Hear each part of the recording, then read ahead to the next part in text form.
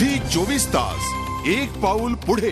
जाऊया पुढच्या बातमीकडे। लिबिया कैरो पाठोपाठ आंदोलकांनी येमेनमधल्या अमेरिकी दूतावासावर हल्ला केलाय। येमेनमधल्या अमेरिकी दूतावासामध्ये घुसून आंदोलकांनी जोरदार निदर्शनं केली, तसंच दूतावासाबाहेरच्या गाड्या सुद्धा जाळल्या।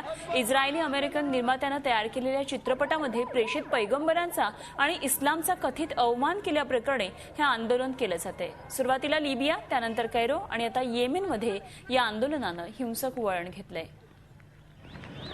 आपण ही येमेनमधली दृश्य बघू शकतोय। काल लिबियामध्ये झाला होता असाच हल्ला अमेरिकन दूतावासावर आणि त्यामध्ये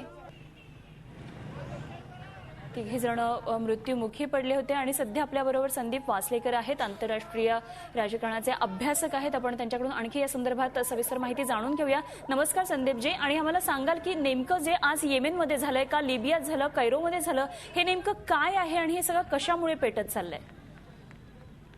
नाही, आता वरवरच्या दृष्टिकोनातून बघितलं तर आता ही जी इंटरनेटवरती जे पसरलं आहे, ते फिल्म केली होती त्या संबंधी, त्याच्या विरुद्ध ही प्रतिक्रिया आहे। पण जरा खालती खोलवर जाऊन बघितलं तर परिस्थिती अशी आहे की मध्य पूर्वेतल्या बऱ्याचशा देशांमध्ये अमेरिकेविषयी अविश्वास आहे। आणि तो अविश्वास असं काही ना काही कारण मिळालं का कुठल्या ना कुठल्या प्रकारे तो असंतोषातून उफाळून वरती येतो। तर थोडक्यामध्ये तेच तसंच हे चाललेलं आहे। अच्छा, पण आता आज येमेनमध्ये झाले, काल लिबिया झालं, कैरोमध्ये झालं, तर एकंदरीतच अरब कंट्रीजमध्ये आता हे सगळं पसरत जाईल किंवा एकंदरीतच इस्लामिक कंट्रीजमध्ये हे सगळं पसरत जाईल असं आपल्याला वाटतंय? पसरत जाईलच असं नाही, कारण लिबिया आणि येमेनमध्ये म्हणजे हे जे अतिरेकी मनोवृत्तीचे लोक आहेत ते खूप मोठ्या प्रमाणामध्ये आहेत। आणि तिथे अल कायदाचा खास करून म्हणजे प्रेझेन्स आहे मोठ्या प्रमाणामध्ये। तर जिथे अल कायदाचा प्रेझेन्स आहे तिथे पसरणं शक्य आहे। म्हणजे उदाहरणार्थ अफगाणिस्तानमध्ये होऊ शकेल, पाकिस्तानमध्ये होऊ शकेल, परंतु जिथे अल कायदाचा प्रेझेन्स नाही आहे तिथे फार मोठ्या प्रमाणात ते पसरणार नाही। झालं तरी थोड्या प्रमाणात होऊन ते आटपेल। म्हणजे आता इजिप्तमध्ये काही लोकांनी काल प्रयत्न केला, तर मला वाटत नाही की इजिप्तमध्ये ते फार पसरेल म्हणून। एकंदरीत अमेरिका या सगळ्या घटनांचा आपण काय म्हणूया रिॲक्ट कसं करेल, काय वाटतं तुम्हाला? त्यांची स्ट्रॉंग रिॲक्शन असू शकेल का? नाही, आता अमेरिका इलेक्शन मध्ये गुंतलेली आहे आणि त्यामुळे ती कशी काय ह्याला रिस्पॉन्स देईल ह्याचा हिशोब करणं थोडं कठीण आहे। कारण